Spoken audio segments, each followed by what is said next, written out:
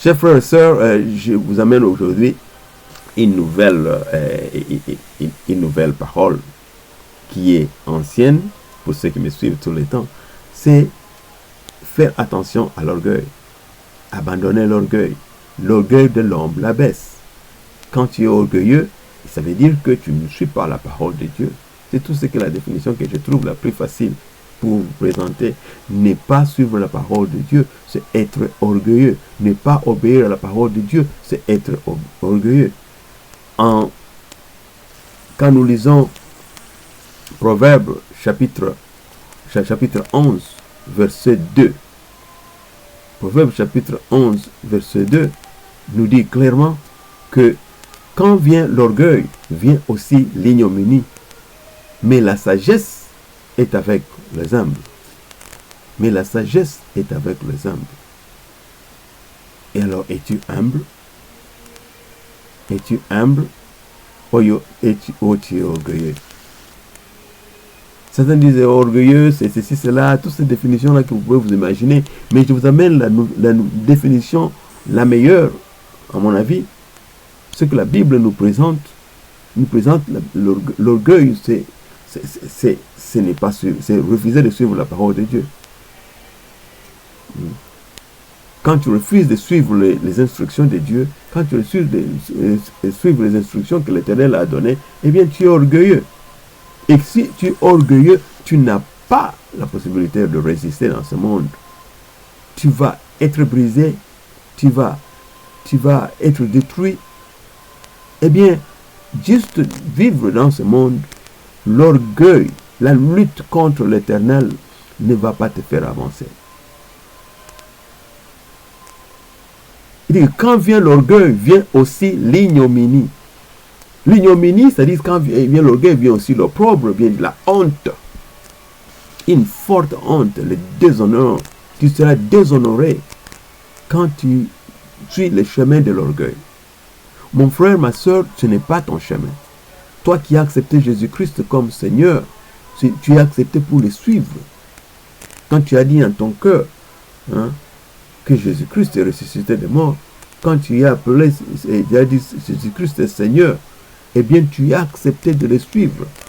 C'est pourquoi Jésus, et je me souviens quand il disait à ses disciples, pourquoi vous m'appelez Seigneur, Seigneur, et vous ne voulez pas suivre ce que je vous dis? Alors nous sommes les disciples de Christ. Nous sommes de ceux qui acceptent ce que Jésus-Christ a dit. Eh bien, nous devons suivre, nous devons être obéissants à sa parole. Nous n'allons pas être orgueilleux. Nous n'allons pas suivre nos propres, ce que nos cœurs nous disent. Nous allons suivre ce que l'Éternel nous dit. Voilà. Donc, quand vient l'orgueil, vient aussi l'ignominie, vient aussi l'opprobre, vient aussi déshonneur, vient aussi l'opprobre, vient aussi la diminution, le désarroi, le désordre, quand vient l'orgueil. Donc, pour que tu fasses attention à cela, tu dois continuer à chercher dans ta vie, est-ce que ce que j'ai fait par l'orgueil? Pose-toi des questions. Et la meilleure façon, c'est de chercher à la lumière de la parole de Dieu. Tout ce que tu fais, c'est de voir, est-ce que c'est ce que mon Dieu approuve? Lis ta parole et réfléchis. Et quand tu regardes en Jacques chapitre 4, verset 7, il nous dit clairement que l'Éternel fait grâce il nous dit, d'ailleurs, au chapitre 4, lisons seulement, je voulais d'abord lire chapitre 4, verset 7, il dit, soumettez-vous donc à Dieu, résistez au diable, et il fuira loin de vous. Alors, quand vous soumettez à Dieu, vous résistez le diable, et il va vous fuir. En vous soumettant à Dieu, vous pouvez faire ce que Dieu vous a dit. Vous allez guérir les malades, vous allez guérir les malades, parce que vous êtes soumis à Dieu. Mais quand vous regardez au verset 6, c'est là où il nous dit clairement que Dieu résiste aux orgueilleux. Dieu va résister aux orgueilleux, mais il fait grâce aux humbles, il fait grâce à ceux qui obéissent à sa parole. Toi qui es orgueilleux, fais attention. Observe, est-ce que tu suis la parole de Dieu? Si tu ne suis pas la parole de Dieu, tu es orgueilleux. Travaille à suivre cette parole-là. Ça va aplanir ton chemin. Ça va te donner tout ce que l'Éternel a prévu pour toi. L'Éternel a prévu pour toi de très bonnes choses. Souviens-toi quand elle dit que j'ai un bon plan pour toi. Un plan de te faire prospérer, non pas te détruire. Hein? C'est ce qu'il nous dit. Son plan est un bon plan. Un plan de nous faire prospérer. Un plan de nous donner l'espoir, une bonne vie. C'est ça son plan. Et son plan là ne va pas réussir avec toi. Parce que tu ne suis pas sa parole. Parce que tu te moques de lui. Parce que Dieu pour toi n'a rien à voir. Donc c'est important, le message que j'amène aujourd'hui, c'est pour que nous puissions tous travailler pour ne pas tomber dans ce chemin-là, ne pas tomber dans ces trous, les trous où la plupart des gens tombent, parce que l'homme est né, vraiment l'homme est né dans le péché, l'homme est orgueilleux, hein, et quand tu suis la parole de Dieu, tu réussis à ne pas être orgueilleux.